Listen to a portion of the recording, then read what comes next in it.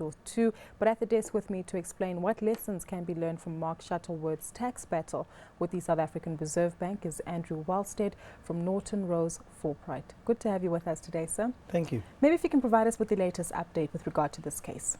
Well, the latest update is that, as most of the viewers are probably aware, the matter went through the courts and then it ended up at the Supreme Court of Appeal, and that decision is now being appealed to the Constitutional Court.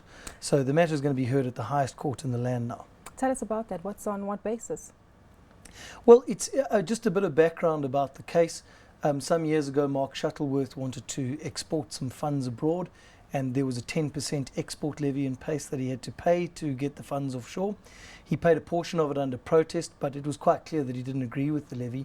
And what he did effectively was he challenged whether or not the export levy was competent, i.e. did he have to pay that export levy or not, was the law valid. The second thing he did, because this all fell under the remit of exchange controls, is he raised the point that in his view certain of the exchange controls are unconstitutional and should be struck down as not complying with the Constitution. What's very interesting about this case is in round one he lost on the levy and the court heard some of his points about the constitutionality favourably.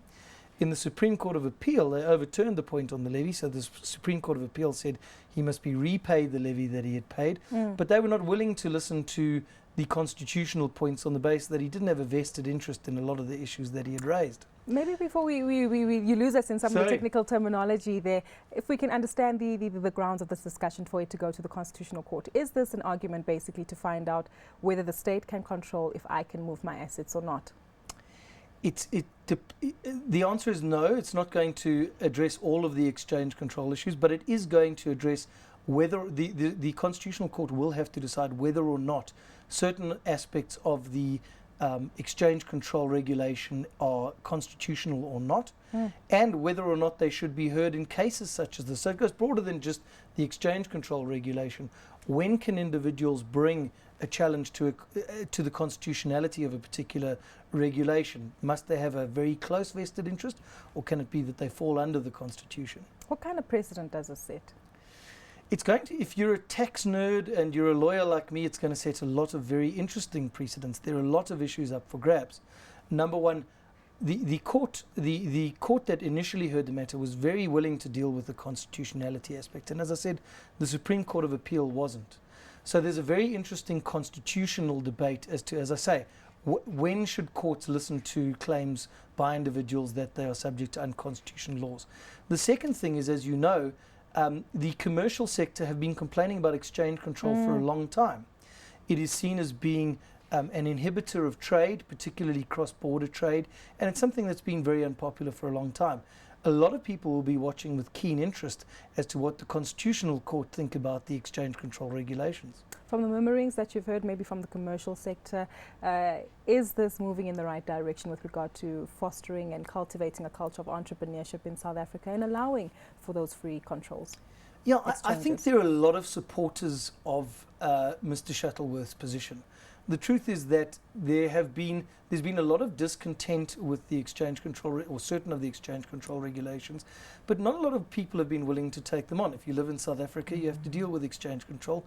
You take the attitude you'd rather work with it than against it. So I think there are a lot of people who believe that the stance that he's taken is a correct one and that it's a fight that should be fought.